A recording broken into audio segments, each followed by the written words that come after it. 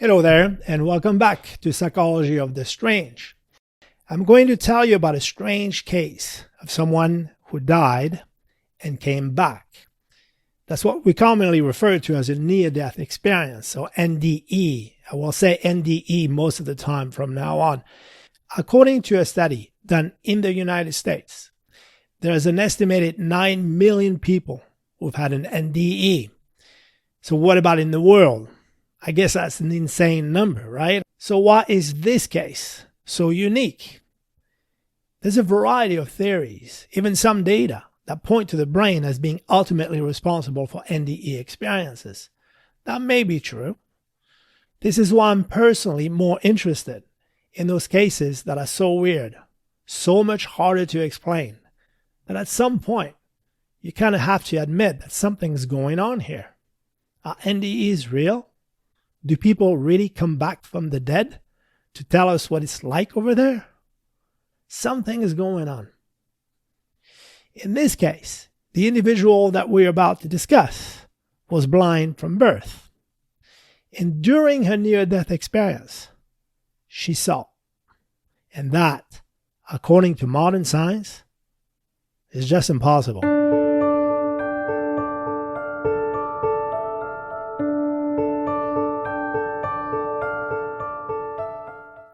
Let me introduce you to Vicky. Vicky was born prematurely, and while in the incubator, she received too much oxygen, which caused her optic nerves to be badly damaged. From that point on, her brain would never receive any information from the eyes. Eventually, even the part of her brain that would normally make it possible for her to see was also damaged.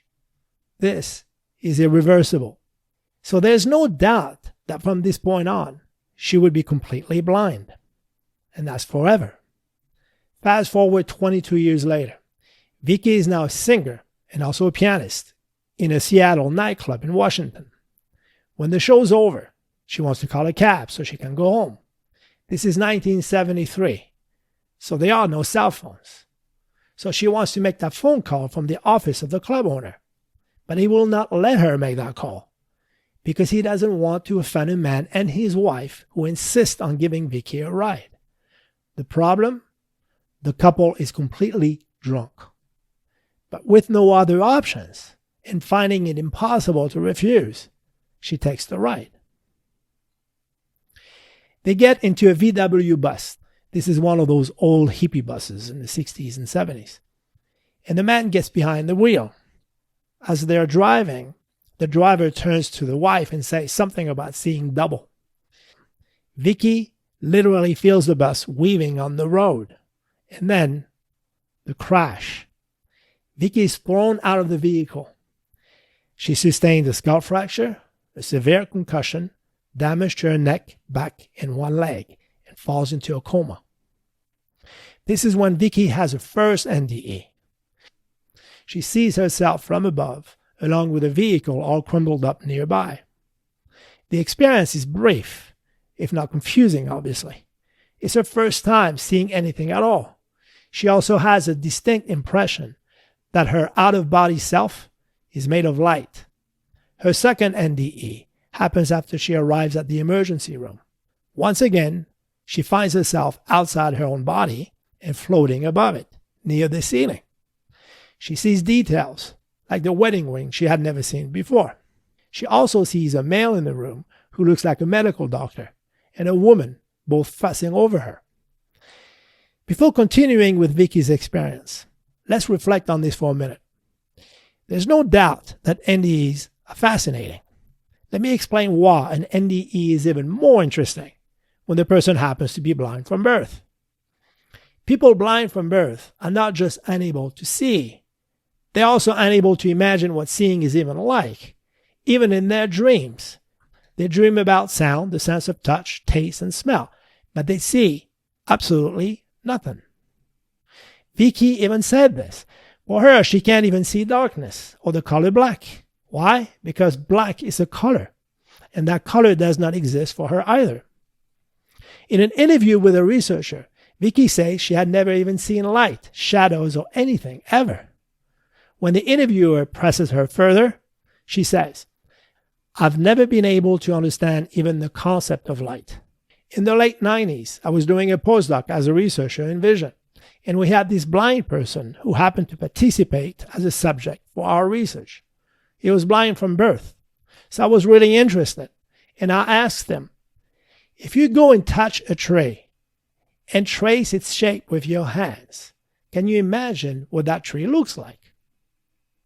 I remember him sort of laughing this off, right? Because for him, it's like asking someone about a sixth sense.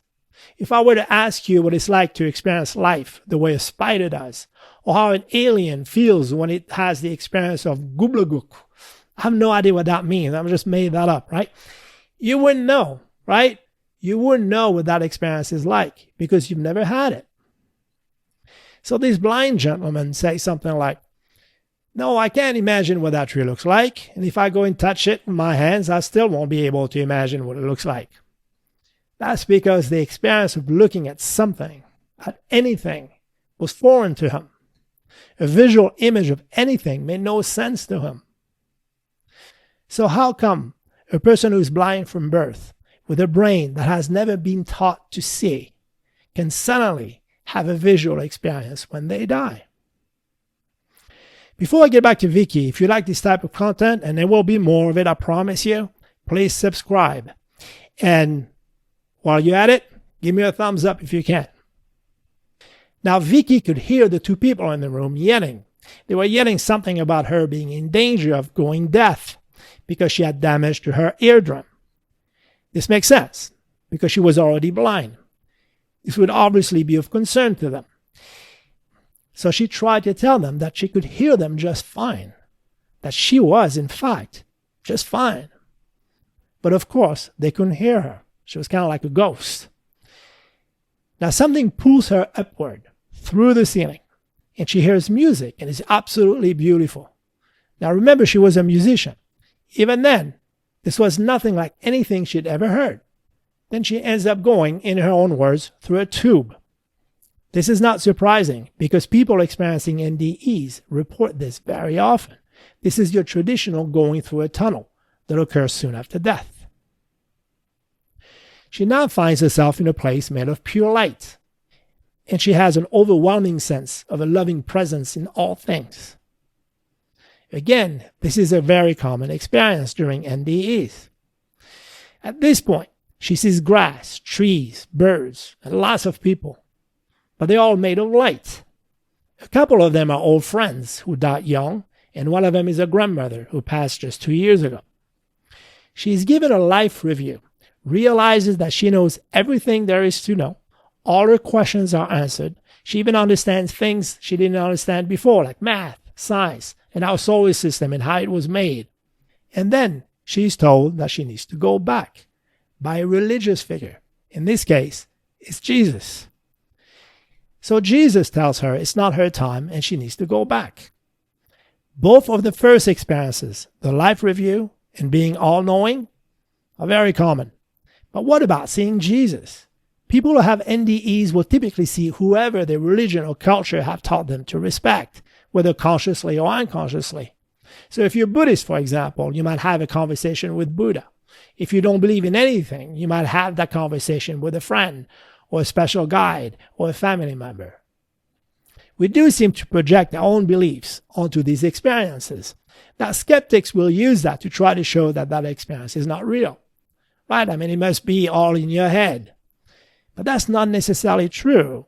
It could be that this phenomenon is presenting itself in a way that you feel comfortable with, or your own biases and beliefs shape a real experience into something your brain can understand.